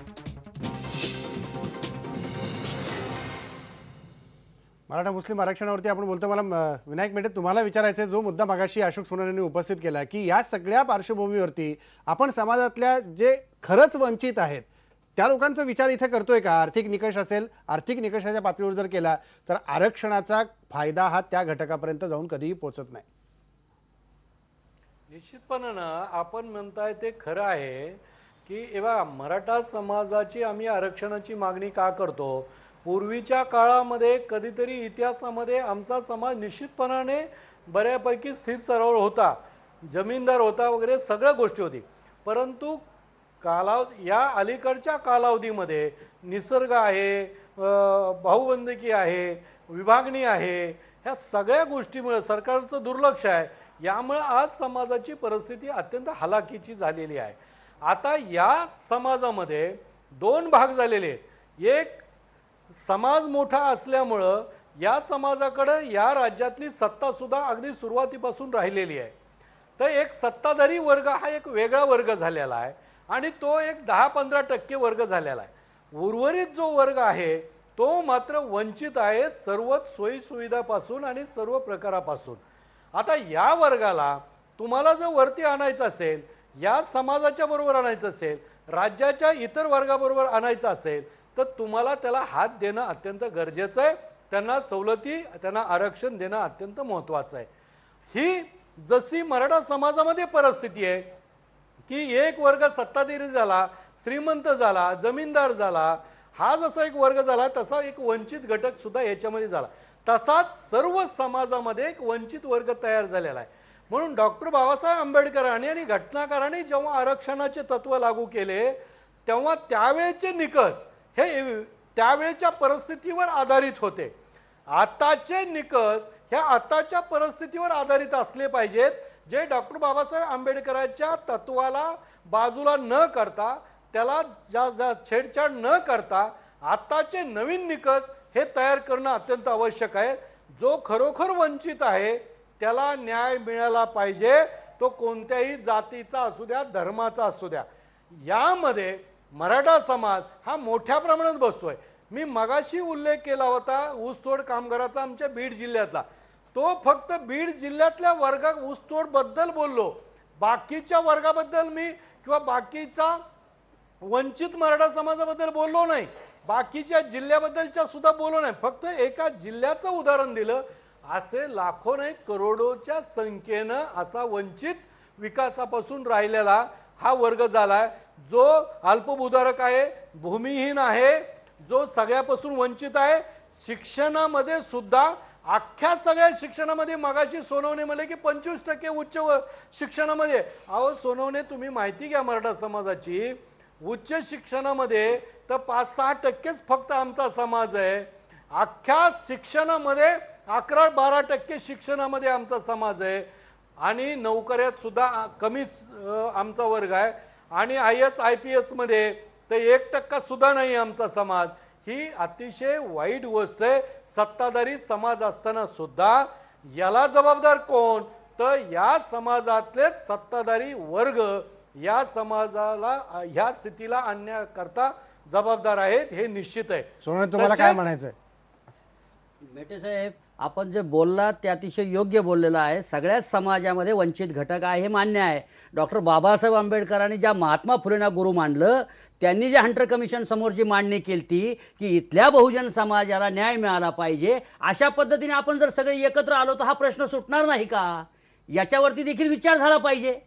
कारण ही चर्चा देश पातळीवरची आणि राज्याच्या पातळीवरची आहे. आपण सगळे बहुजन ज्या वेळेला एकत्र एका छत्राखाली येतो, बाबासाहेबांच्या विचारावरती, फुलेंच्या आणि शाहूंच्या विचारावरती ज्या वेळेला एकत्र येतो, त्यावेळेला आपण जर ठरवलं की हंटर कमिशनची मागणी मान्य केली तर आजच्या ह्या चर्चेला वेळ झाली नसती. हंटर कमिशनच्या मेटे साहेब, एकत्र यायची तयारी आहे का सगळ्यांची? सोनवणेजींना मी एक सांगू इच्छितो की बहुजन समाजाची व्याख्या जेव्हा जे जवळकर सत्यशोधक चळवळीपासून सुरू झाली तेव्हा ब्राह्मणेतर समाज म्हणजे बहुजन समाज. आज काही लोकांनी, विचित्र विचाराच्या लोकांनी, म्हणजे मराठेतर आणि ब्राह्मणेतर वर्ग म्हणजे बहुजन समाज असा त्यांच्या सोयीचा राजकीय अर्थ त्यांनी रूढ केलेला आहे. आमचं पटतं का तुम्हाला? हे आर्ग्युमेंट तुम्हाला पटतं? या राज्यामध्ये मराठा समाज सगळ्यात मोठा समाज, मोठ्या भावाची भूमिका म्हणून बजावतोय. सोनवणे, तुम्हाला हा मुद्दा खरंच पटतो का? ज्या पद्धतीने ते समजावून सांगतात तुम्हाला, जातीवादी भूमिका घेतलेली नाही, बोला, सगळ्याला सोबत घेऊनच जाण्याची भूमिका घेतलेली आहे. पुढे सुद्धा तीच घेईल भूमिका. मेटे साहेब, ओबीसी आरक्षण आणि मराठा आरक्षण या मुद्द्यानंतरच गाव पातळीवरती मराठा ओबीसी संघर्ष सुरू झालेला आहे. आपण एक लक्षात घेतलं पाहिजे की ज्यावेळेला आपण मराठा आरक्षणाची यात्रा काढली, मराठ्यांना ओबीसी आरक्षण मिळालं पाहिजे, हे ज्यावेळेला आपण रथयात्रा काढली त्यावेळेला ओबीसी जनजागरण यात्रा आम्ही काढली होती. तर त्यावेळेला देखील आपण असं आपण लक्षात घ्या. सोनवणेजी गल्लत करू नका. एकच मिनिट, सोनवणेजी गल्लत करू नका. आम्ही मराठा समाजाच्या एका सुद्धा माणसाने असं दाखवून द्या आम्हाला की कोणत्या ओबीसीच्या समाजाच्या आरक्षणाला आम्ही विरोध केलाय. एवढंच नव्हे तर कोणत्याही आरक्षणाला मराठा समाजाच्या कोणत्याही नेत्यांनी, संघटनेने विरोध केलेला नाहीये. काही चुकून माकून अपवादात्मक केला असेल तर ते समाजाचं मत मानलं जाणार, मत म्हणता येणार नाही किंवा त्यामुळे समाजाला बदनाम करता येणार नाही. तुम्हाला राजेंद्र कोंढरे, तुम्हाला काहीतरी बोलायचं याच्यामध्ये? न्याय देण्याची भूमिका घेतलेली आहे. मग आज प्रश्न असा येतोय की मराठा समाजाला जेव्हा न्याय मिळायची गोष्ट येते तेव्हा सगळ्या समाजानं सोबत राहण्याच्या ऐवजी त्यांना मराठा समाजाचा विरोध का करावा वाटतो? तुम्ही विरोध का करता? हा मुद्दा पण त्यांचा महत्त्व आहे. तुम्ही का विरोध करता? मेटे साहेब, आम्ही मराठा आरक्षणाला केव्हाही विरोध केलेला नाही, परंतु आपलंच वाक्य आहे, आपले प्रत्येक स्टेटमेंट पहा की आपण मराठा समाजाला 25% ओबीसी आरक्षण मिळालं पाहिजे. आपल्याला वेळोवेळी सगळ्या संघटना, मराठा संघटनांनी देखील आमच्या बाजूने बोललेल्या आहेत की आपण ओबीसी आरक्षण मागताय, हा मुद्दा आपणच वेळोवेळी समाजासमोर आणलाय. आणि गावागावामध्ये मी ओबीसी आज सुद्धा ओबीसी म्हणतोय, मराठा सोनवणे समाजाने साहेब, काय मोठ्या आज- भावाची भूमिका निभावली हे आम्ही मोठ्या मनाने मान्य करतो आहोत की आपण आमचे मोठे भाऊ आहात हे आम्ही मान्य केलेलं आहे. परंतु समाजामध्ये दुरावा निर्माण करण्यासाठी या आरक्षणाच्या मुद्द्यावर ज्यावेळेला आपण आलोत की हा समाजामध्ये दुरावा निर्माण व्हायला लागलाय, या छोट्या मोठ्या जातीला अस्थिरता निर्माण झाली, ही अस्थिरता होऊ नये म्हणून तुम्ही मोठ्या भावाची भूमिका अजूनही निभावा आणि गावागावामध्ये आपण सर्व मिळून बहुजन समाज मिळून एकत्र काम करू आणि समाजाच्या विकासावरती लक्ष देऊ. हे मला आपल्याला मान्य असेल तर आम्ही तुमच्या बरोबर यायला तयार आहोत. राजेंद्र कोंढरे, तुम्हाला हे मुद्दा मान्य आहे का जे सोनवणे मांडतात? मान्य आहे. मला जरा 2 मिनिटं बोलू द्या. बोला बोला. 3 गोष्टी क्लिअर केल्या पाहिजेत. पहिल्या की हा महाराष्ट्राची जी सामाजिक घडी आहे या आरक्षणाच्या माध्यमातून ती विस्कटू नये म्हणून सर्व समाजाला विनंती आहे की हा प्रश्न नीट समजून घेतला पाहिजे. नंबर 1. नंबर 2, जे मगाशी घटनेचं माध्यम सांगून सांगितलं की 50%चं लिमिट आहे, तसा काही प्रकार नाही.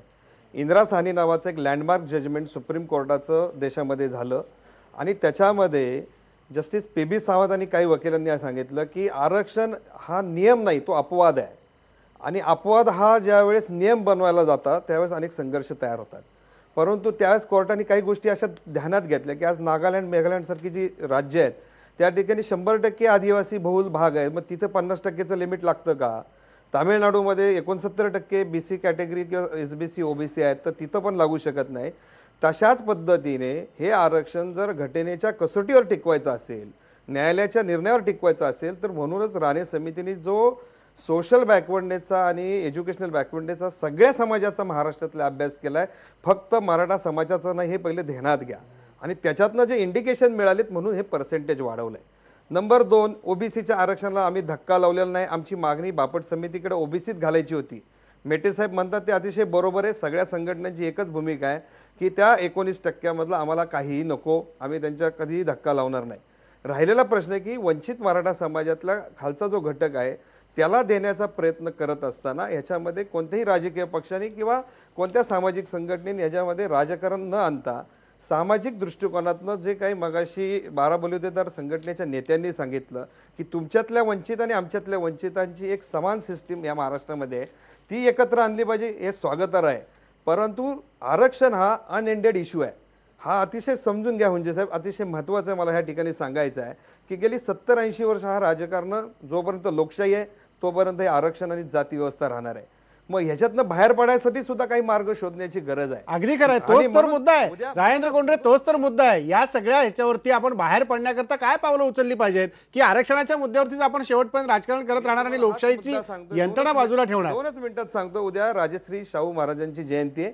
आरक्षणाचे जनक आहेत आणि त्यांनी घोड्यांना दाणे टाकल्यानंतर, चारा टाकल्यानंतर जब्बर जो असतो घोडा तो ते सगळं फस्त करतो आणि गरीब जो घोडा असतो त्याला काही मिळत नाही. एक उदाहरण सांगितलं जातं. आज सिस्टीम बरीचशी बदललेली आहे राजकारणामध्ये आणि आरक्षणाच्या धोरणामध्ये. माझी सर्व आरक्षणाचा लाभ घेणाऱ्या आणि ज्यांना लाभ न मिळणाऱ्या सर्व घटकांना एक विनंती आहे की ही जी काही आरक्षणाची सिस्टीम राबवली जाते, आदिवासींच्या योजना असतील, सर्व योजना असतील, याचा खऱ्या अर्थाने वंचितांना लाभ होतो का? एक छोटंसं उदाहरण सांगतो. एक घोड्यांचा तबेला असतो, त्या तबेल्याला एक मॅनेजर असतो आणि त्याचा जो मालक आहे तो 6 महिन्यांनी व्हिजिट करायला येतो. आल्यानंतर तो त्याला काय म्हणतो की घोड्यांच्या तबेल्याची पाहणी केल्यावर तो म्हणतो एक घोडा खुरटा आहे, एक थोडा बरा आहे, हे मला काही चालणार नाही. आपल्या घटनेमध्ये एक तत्व काय आहे? समानतेचं तत्व आहे. मी ज्यावेळेस पुढच्या वेळेस व्हिजिट करेल त्यावेळेस मला ही सगळी घोडी एकसारखी दिसली पाहिजे. तो जो माणूस असतो किंवा ती सिस्टीम असते त्याच्या डोक्यात एकच असतं की जो मालकाने पाठवलेला दाना गोटा काय औषध पाणी त्याच्यातलं निम्म तिथं चारायचं आणि निम्म मार्केटमध्ये विकायचा. आपला धंदा तर चालू झाला पाहिजे आणि समानता पण दिसली पाहिजे. मग तो सिस्टीम करतो, बाजारातून एक सिरिंज आणतो आणि जरा बऱ्या दिसणाऱ्या घोड्याचं रोज 1 लिटर रक्त काढतो. त्याच्या डोक्यात एकच होतं की समता दिसली पाहिजे. नेमकं आरक्षणाच्या अंमलबजावणीच्या सिस्टीममध्ये 1 नंबर आपण असा केला पाहिजे सर्व राजकीय पक्षांनी, सर्व जाती संघटनांनी की ज्यांना आरक्षणाचा लाभ घेऊन त्या अवस्थेतनं जे बाहेर आलेत त्यांना ओपनमध्ये टाकून त्यांना पुन्हा त्या सवलतीचा लाभ मिळणार नाही पाहिजे अशी एक प्रोव्हिजन करणं आवश्यक आहे. हे रोलिंग आहे. एखादा प्रगत समाज काही दिवसांनी मागास होऊ शकतो आणि दर 10 वर्षांनी पिरियडिकल रिव्हिजन करण्याची कायद्यामध्ये तरतूद आहे. तरतूद आहे, मात्र त्याचं रिव्हिजन आतापर्यंत कोणी केलं नाही, म्हणूनच ही आता अवस्था आलेली आहे. प्रत्येक गोष्टीबद्दल हाच मुद्दा पुढे चर्चेला न्यायचा आहे. मला एकच सेकंद ऐका, मला चर्चेला हाच मुद्दा पुढे घ्यायचा आहे. ब्रेकची वेळ झाली आहे. ब्रेक नंतर याच मुद्द्यावरती आपण शेवट करणार आहोत या सगळ्या चर्चेचा. ऐन निवडणुकीच्या तोंडावर बघा सरकारनं दिलेलं मराठा मुस्लिम आरक्षण न्यायालयात टिकेल का? लोक काय म्हणतायत? 61% लोक अजूनही नाही म्हणतायत. त्यामुळं आरक्षणाच्या माध्यमातून जे फायदे मिळवायचे ते मिळवू देत, मात्र याचं राजकारण आपण किती दिवस करत राहणार हाच मुद्दा घेऊन मला शेवटच्या कार्यक्रमाचं करायचं.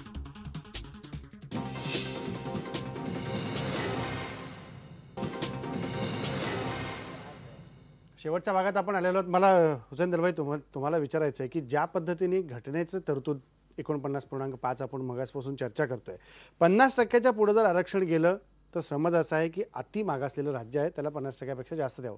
महाराष्ट्र इतकं मागासलेलं राज्य आहे ज्याचे आपण 73% आरक्षणाची टक्केवारी नेऊन ठेवतोय. असं आहे, महाराष्ट्र मागासलेलं नाही, महाराष्ट्र सगळ्यात पुढे आहे. पण पुढारलेल्या टक्केवारी आपण त्याच्या दृष्टीने नेतोय पुढे. पुढारलेल्या महाराष्ट्रामध्ये काही इथले समाज घटक आहेत ते मागासलेले राहिले, ही वस्तुस्थिती आहे ना, सगळ्या ठिकाणीच राहतात. त्यांना पुढे आणणं हा हे त्यातलं जे महत्त्वाचा भाग आहे. तो जर सरकार करत असेल, सरकार एक खऱ्या अर्थानं पुरोगामी पाऊल टाकतंय असं मी समजतो. पुरोगामी पाऊल टाकतं तुम्ही काय काय सांगता हुसेन दलवाई? रविकिरण देशमुख, हा मुद्दा पटतोय का हुसेन दलवाईंचा की सरकारनं पुरोगामी पाऊल टाकलंय आणि महाराष्ट्राला परत आपण 50 वर्ष मागे नेऊन ठेवायचं? मला कळत नाही, राजकीय वर्ग जो आहे तो प्रत्येक गोष्टीत टक्केवारी वाढवायचा प्रयत्न करतो. त्याने आरक्षणाची सुद्धा टक्केवारी वाढवलेली आहे. आणि मुळात काय झालंय की याच्यात 2 मुद्दे आहेत. मराठा समाजाला आरक्षणाची गरज आहे का? तर मला असं वाटतं की गरीब जो वंचित वर्ग आहे, ज्याच्या समस्या आज फार तीव्र आहेत, नोकरी मिळत नाही, घरी अल्पभूधारक आहेत, काही शेतमजूर आहेत, त्यांना आरक्षणाची गरज आहे का? तर त्यांची विपन्नावस्था बघितल्यावर मला असं वाटतं की आरक्षण हीच एक जालिम गोळी आहे की काय त्याच्यावर, त्याचे सगळे आजार दूर होतील. परंतु जेव्हा स्पेस सायन्स आणि रॉकेट सायन्सची आपण जेव्हा चर्चा करतो तेव्हा आरक्षण किती काळ पुढे न्यायचं मला काय कळत नाही. अगदी खरं आहे. आणि राजकीय वर्गाने आपल्या लोकशाहीमध्ये सरकार हेच ह्या सर्व याचा उपाय आहे असं घटना करताना त्यावेळी वाटलं होतं. परंतु परिस्थिती काय सर्वसामान्यपणे सारखी राहत नाही. आता ही पंगत बसवलेली आहे सरकारने. ह्या पंक्तीमध्ये जे वर्ग सहभागी होत नव्हते, नको म्हणायचे आम्ही पुढारलेले आहोत, त्यांनाही बसवायचं ना. आता काय करायचं? पंक्तीमध्ये बसलेलं असताना सरकार ही गोष्ट फार हुशार असते लोकशाहीमध्ये आपल्या. ती काय करते? पुरी वाढली तर भाजी वाढतच नाही, भात वाढला तर वरण वाढतच नाही. त्यामुळं पंक्तीत बसलेला माणूस हा वाट बघत बसतो. माझं सगळ्या समाजातल्या सगळ्या घटकांना आव्हान आहे की त्यांनी छाती ठोकपणे सांगावं की आरक्षण हाच सगळ्या सामाजिक समस्यांवरचा सर्वात मोठा उपाय आहे. सांगावं त्यांनी, ह्याच्यावर चर्चा झाली पाहिजे की आरक्षणामुळं समाजातले सर्व प्रश्न मिटले का? हुंडाबंदी कमी झाली का? जातीवाद कमी झाला का? गरिबांनी श्रीमंत हा भेद मिटला का? नाही. गरिबांच्या ताटातलं हिसकावून घेण्याचं कमी झालं पण का? आरक्षण म्हणजे गरिबी निर्मूलन अजिबातच नाहीये, अजिबात नाहीये. हे प्रतिनिधित्व तुम्हाला समाजाला दिले गेले. पण असं आहे की मग ह्या लोकशाहीमध्ये दुसरा पर्याय उरत नाही ना. तुम्ही आमच्या सवलती, आमच्या सुविधा आम्हाला देत नाही. सवलती देण्याचे सर्व अधिकार आपण सरकारला दिलेले आहेत. सरकार सवलती देणार कोण? ते काय चंद्राने मंगळावरनं सवलती आणून देतं का आम्हाला? नाही. आमच्या सवलती आम्हाला देत असताना त्याच्या डावाउजवा भेदभाव करतं. अगदी बरोबर. आणि म्हणून विरोधी पक्ष सरकारवर टीका करतो आणि सरकारमधले लोक हे प्रशासनावर टीका करतात. काय करावं? अधिकारी ऐकत नाहीत, निर्णय होत नाहीत, सल्ले लवकर देत नाहीत, कायद्याच्या कसोटीवर टिकवायचं आम्हाला हे मिळत नाही. काय सगळा हा केअस आहे, हा सगळा केअस आहे. आणि मला वाटतं हा त्याच्यावरचे उपाय नव्हेत. याच्यापेक्षा आणखी काही वेगळ्या योजना आखून सर्व समावेशक अशी व्यापक चळवळ आपण राबवू शकतो. ते राबवण्याची इच्छाशक्ती आहे का मला माहित नाही. ती इच्छाशक्तीच मुळात शासनाकडे नाही. म्हणून ह्या बाकीच्या इतर समाजाला शासन असं झुलवत ठेवतंय. धनगर समाज पण त्याच्यात येतोय, ते नाकारून चालणार नाही. सरकारने कोणाला आरक्षण द्यायचं काय द्यायचं ते ठरवावं. परंतु आमचा हा जो वंचित समाज आहे, 12 बलुतेदार, 272 जाती, त्यांच्या आत्मसन्मानाचा प्रश्न आता निर्माण झालेला आहे. आमचा आत्मसन्मान आम्हाला परत द्यावा अशी आमची अपेक्षा आहे. म्हणून आम्ही 7 जुलैला मुंबईमध्ये आत्मसन्मान परिषद घेतो आहोत. कारण आमचा आत्मसन्मान दुखावलेला आहे. आमचा आत्मसन्मान उकांड्यावरती टाकल्यासारखी परिस्थिती सरकारने केलेली आहे. आमच्या आत्मसन्मानासाठी काहीतरी आम्हाला विचार करावा लागणार आहे. कारण आत्मसन्मान जर आमचा जागृत राहिला नाही तर आमचा समाज पुन्हा खाली गेल्याशिवाय राहणार नाही. म्हणून आम्हाला आत्मसन्मानाची लढाई आता करायची आहे आणि आत्मसन्मानाच्या लढाईसाठी आम्ही रस्त्यावर यायला तयार आहोत. आत्मसन्मानाच्या लढाईसाठी रस्त्यावर तुम्ही यायला तयार आहात. मला शेवटी हुमायून मुर्सल तुम्हाला विचारायचं आहे की असे सगळे भेद निर्माण करून निवडणुकीच्या पुढं या सगळ्या गोष्टी मांडायच्या आणि अंतर्गत जाती अंतर्गत भेद दाखवून द्यायचे आणि भांडणं लावून ठेवायची हे सरकारचं जुनं धोरण आहे. निवडणुकीच्या पुढे हे करण्याची गरज काय होती? जर 20 वर्षापासून हा प्रश्न प्रलंबित राहिला असेल, 3 सरकार याच्यामध्ये गेली असतील, ऐन निवडणुकीच्या पुढे करण्याचं कारण काय होतं? एक गोष्ट अतिशय महत्वाची आहे. आरक्षण हे सगळ्या विकास सामाजिक बदलाचं अंतिम आणि एकमेव उपाय आहे असा जर समज करून घेतला तर हेच होणार आहे. हे समाजामध्ये वितुष्ट आणि समाजामध्ये भांडणं लावणं आरक्षणाच्या मुद्द्यावरती एवढ्यापुरतंच हे राजकारण चालणार आहे. पहिल्यांदा हे गोष्ट अतिशय महत्वाची आणि समजून घ्यायला पाहिजे. महाराष्ट्रामधलं सिंचन जर 17% पुढं नेणारच तुम्ही नसाल तर खेड्यांच्या मध्ये तुम्हाला मोठ्या प्रमाणात दारिद्र्य राहणार आहे. सुताराला तुम्ही सुतार ठेवणार असाल, नाव्याला नावी ठेवणार असाल, परिड्याला परीट ठेवणार असाल तर विकास होणार नाही. 21वं शतक आलेलं आहे, त्याच्या अनुषंगानं विकासाचे मॉडेल तुम्ही जर सोबत घेतले नाहीत तर मला नाही वाटत की तुम्ही नुसतं आरक्षण देऊन हा प्रश्न सुटणार आहे. मुस्लिमांच्या बाबतीतच जर सांगायचं झालं तर आम्ही असं म्हटलेलं आहे आणि आत्ताही मी ठामपणाने महाराष्ट्र सरकारला सांगतो किंवा येणारं जो कुठलं सरकार असेल तर त्यांना सांगतो की आम्हाला जर आम्ही एक महाराष्ट्रामध्ये मुस्लिमांच्या 21व्या शतकाला समोर ठेवून विकासासाठी तंत्रज्ञान आत्मसात करण्यासाठी स्किल आत्मसात करण्यासाठी एक विश्वविद्यापीठ द्या म्हणून सांगतो. विश्वविद्यापीठ दिलं आणि विकासाचे योग्य मॉडेल आम्हाला जर दिले तर 10 वर्षानंतर मुस्लिम समाज स्वतःहून सगळं आरक्षण सोडून देईल. हे आमची घोषणा आहे 100%. आणि मात्र तुम्ही आम्हाला शिक्षणाच्या विकासाबद्दल आर्थिक विकास मॉडेल न देता नुसतं आरक्षण देऊन तुम्ही जर आमचा प्रश्न सोडवू म्हणत असाल तर सुटणार नाही आणि हा नुसताच राजकारणाचा खेळून बसेल. त्यामुळं आरक्षणाचं आमचं महत्व आहे कारण शिक्षणामध्ये तेवढी पुढे जायची आम्हाला संधी मिळते, शिक्षणामध्ये जायची संधी मिळते म्हणून आम्हाला आनंद आहे जास्त. परंतु यातून मुस्लिमांचा प्रश्न सुटेल असा आमचा विश्वास नाही. आम्ही म्हणतो त्या पद्धतीचं विश्वविद्यापीठ आम्हाला आम्ही स्वतः उभा करू, परंतु तुझी काय मदत लागेल ती द्या. त्याच्यासाठी कॅपॅसिटी बिल्डिंग असेल, त्याच्यासाठी विकासाचे इतर काय डेव्हलपमेंटचे पर्याय आहेत ते सगळे सगळं आम्ही पुढे आणायला तयार आहे. बरोबर आहे की आरक्षण तुम्ही म्हणता ते हुमायून मुर्सल की आरक्षण दिल्यानं सगळेच प्रश्न सुटतील असं जसं रविकिरण देशमुख म्हणाले. शेवटी बघा आपला प्रश्न की ऐन निवडणुकीच्या तोंडावर सरकारनं जे मराठा मुस्लिम समाजाला दिलेलं आरक्षण आहे हे आरक्षण न्यायालयात टिकेल का? बघा शेवटी लोक काय म्हणतात, 61% लोक अजूनही म्हणतात की नाही हे आरक्षण न्यायालयात टिकणार नाही. त्यामुळं तंत्रज्ञानाच्या युगामध्ये आपण वावरत असताना केवळ आरक्षणाच्या चौकटीमध्ये आपण आपल्याला किती दिवस बांधून ठेवायचं आणि जर आरक्षणाच्या चौकटीमध्ये हे सगळं प्रमेय सुटणार असेल तर राजकीय समीकरण मांडण्याची गरजच नव्हती. निवडणुकीच्या तोंडावर तुम्ही का मांडताय आणि जनतेला का फसवताय याचं उत्तर जनता तुम्हालाच विचारेल आणि ती दिल्याशिवाय राहणार नाही. इथंच थांबू. पहा फक्त IBN लोकमत.